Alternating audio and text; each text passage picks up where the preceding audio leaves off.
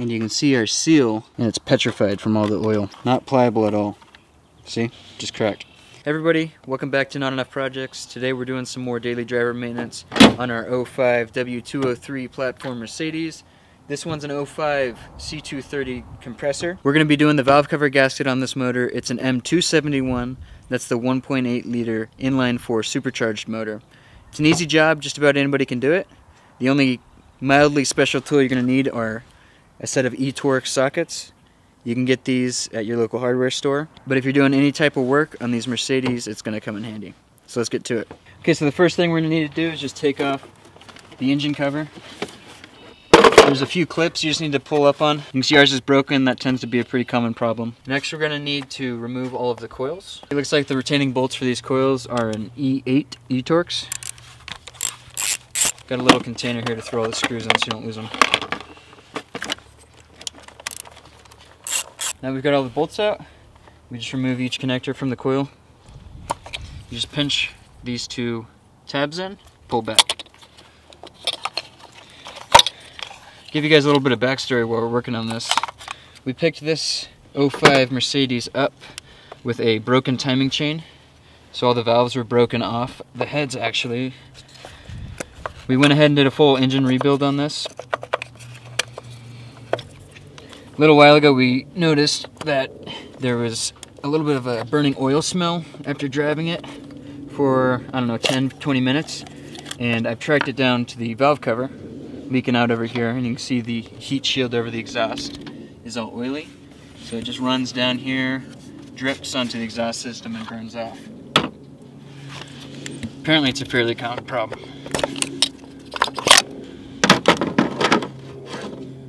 And you can see there's a slight oil leak from the valve cover into this spark plug hole. Just a slight oil leak. See, it's a little oil residue.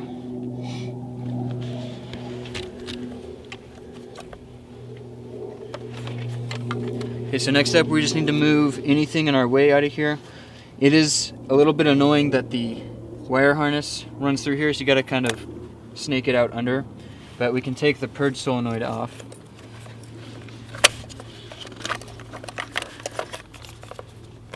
You see it just kind of routes through here.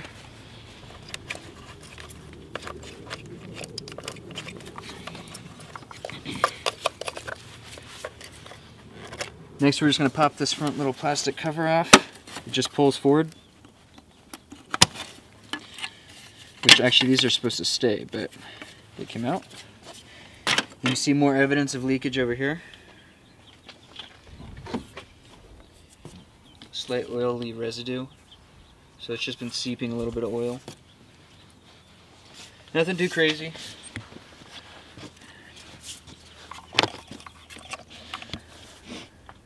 So now we should be ready to just start taking out all the bolts that are holding the valve cover onto the head. They're an E10.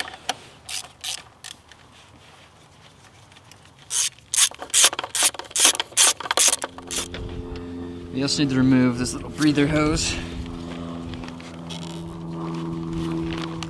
think I'm gonna go grab some hose pliers. So these are my hose pliers. You can pick them up at Harbor Freight. I highly recommend them if you're doing engine work with any regularity.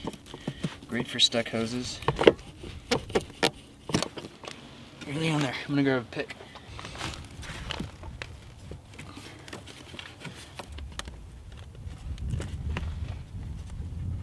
There we go.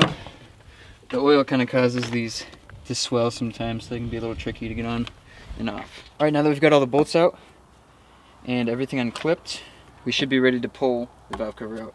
Looks like there's 10 bolts around the perimeter, plus the coil bolts. I did pop this wire harness off. It sits on a little ridge here. You just lift up and out. So now we're going to try to snake this out from under. If it's stuck on there, you might need to use a little pry bar or screwdriver to pop it off. I am noticing, looks like we missed a little clip here for the wiring harness. So I'm just going to put a pick under there, lift up, off it comes.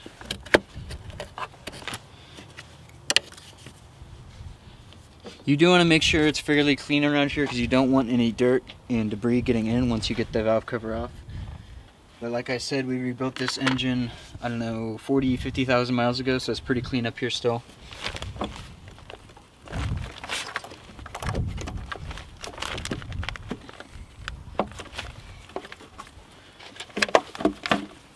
Getting hung up on a wire over here. Just moving it out of the way with a pick.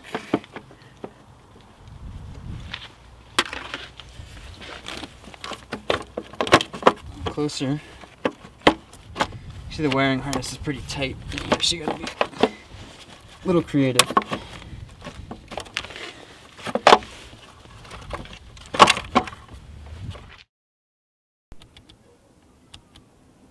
Go. Okay, so the cover's fighting us quite a bit just from tension in the wiring harness. I'm sure you could wrangle it out if you really wanted to, but what I did is I disconnected the water temperature sensor right here. I'm going to disconnect the left camshaft position sensor. I'm going to stick a pick in there just to lift the tab.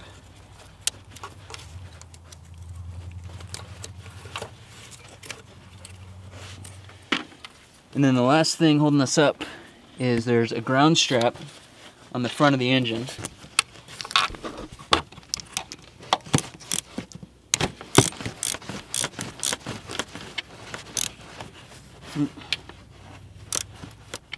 There's the bolt we just took out. All it does is hold on the spade connector, which acts as a ground, and you can see that got us a fair amount more slack. I think we will also unplug the left camshaft position sensor over here. Not left, passenger side.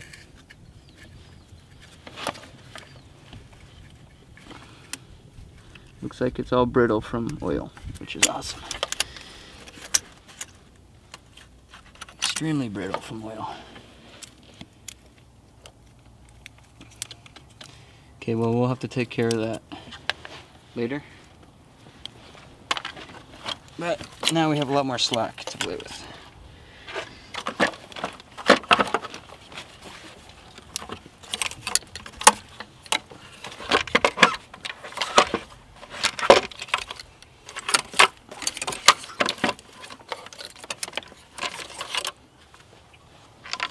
So there's our valve cover. And you can see our seal has gotten really smushed in some areas. And it's petrified from all the oil. Super hard. I'm going to need a pick to get it out.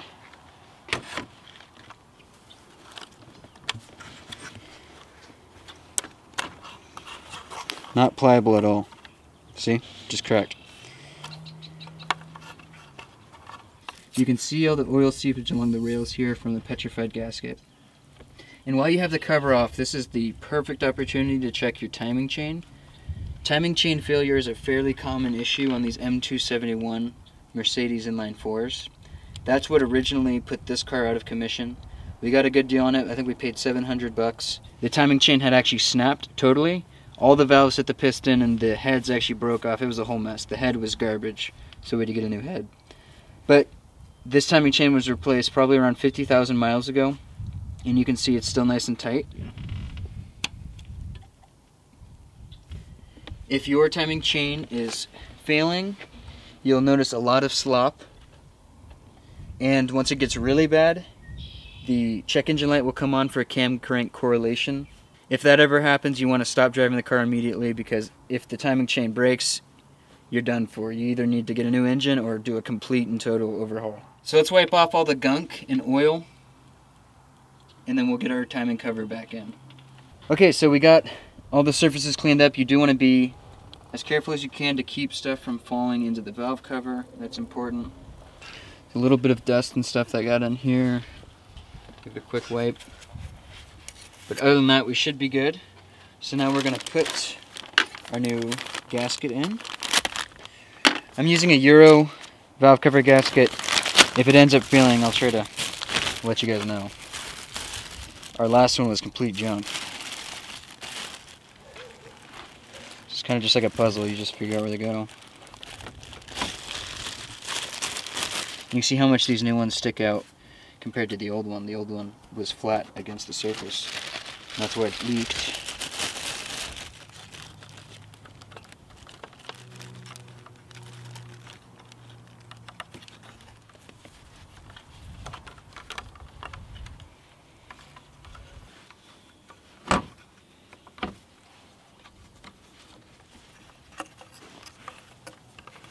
You just want to make sure it sits down into its hole all the way around. Now we got to try to wrangle it back in. I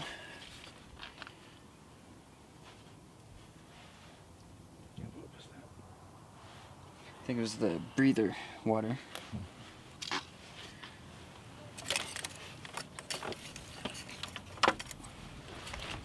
Now you do want to be careful not to break these as you're putting them in, because it'll catch on stuff and rip off.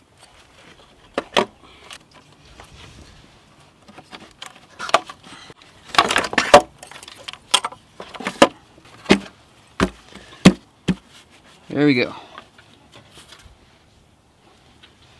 So now we get our valve cover bolts threaded back in.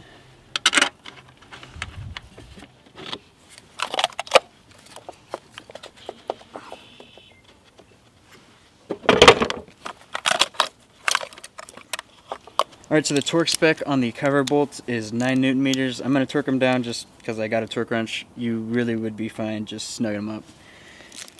9 Newton meters is not a lot. You see I'm just a little bit past snug.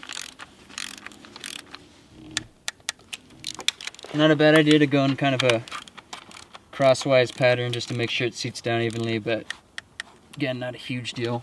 Now that we've got the cover all torqued, we're going to go ahead and get everything routed back the way it was. We're going to start with this little clip down here on the wiring harness. All you do is just push it back down, clips right in place. Then this vacuum hose.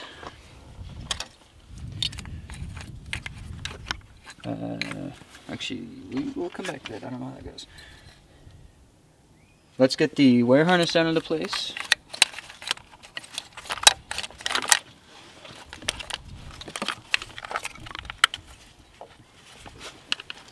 See how it clips on up here?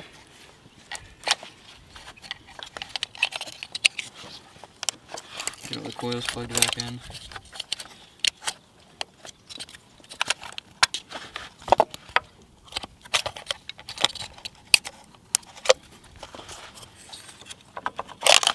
And then this is where the wiring harness exits.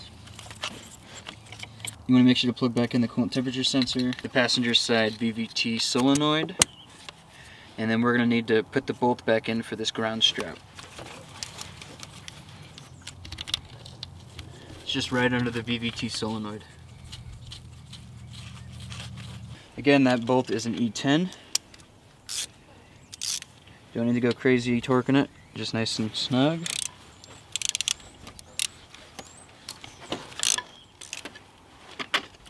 Next you can see the cable for the VVT solenoid and ground strap has a molded clip into the valve cover.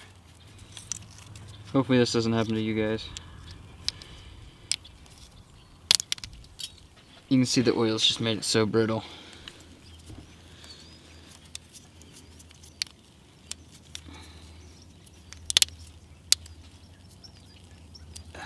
I think, well, there's no clip holding it in, but I think for now we're just going to roll with it.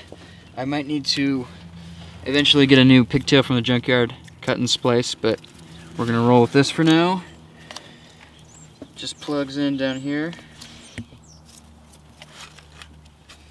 Again, this is for the exhaust camshaft position sensor.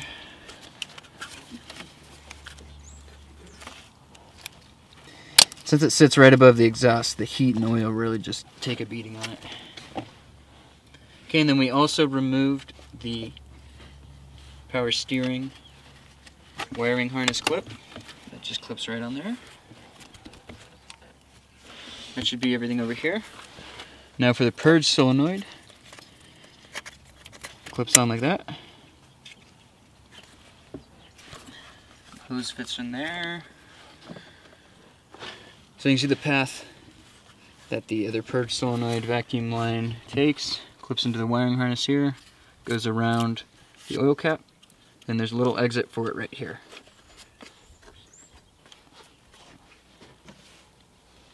Next, we need to make sure we get the breather hose back on.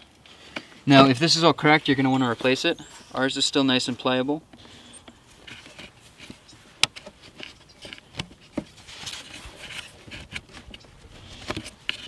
Lastly, we need to bolt down all the coils. They take these long bolts.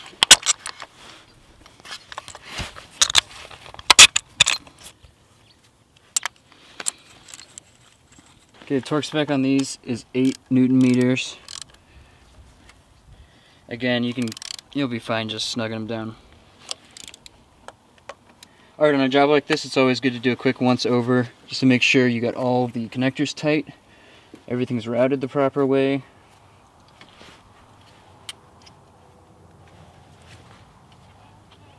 We're looking pretty good.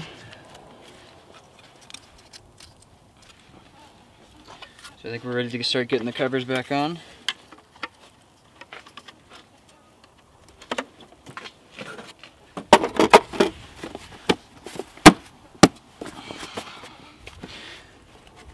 Yeah, we routed these just a little bit wrong.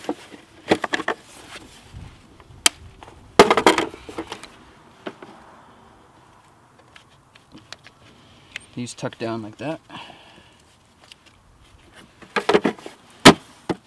Okay, with that we should be good to start the car up. Make sure there's no check engine lights, make sure everything's operating properly, and then you just drive it around, make sure the valve cover's not leaking, and you should be good to go. Okay, so we ran this for a little bit, no check engine lights, everything seems to be running properly. So I think we can call that valve cover gasket job a success.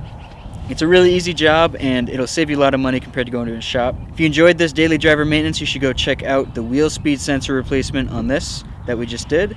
And if you're looking for something more on a project car, you should check out the 2012 Equinox that we're doing an engine rebuild on. I hope this helped you guys out, and I'll see you next time.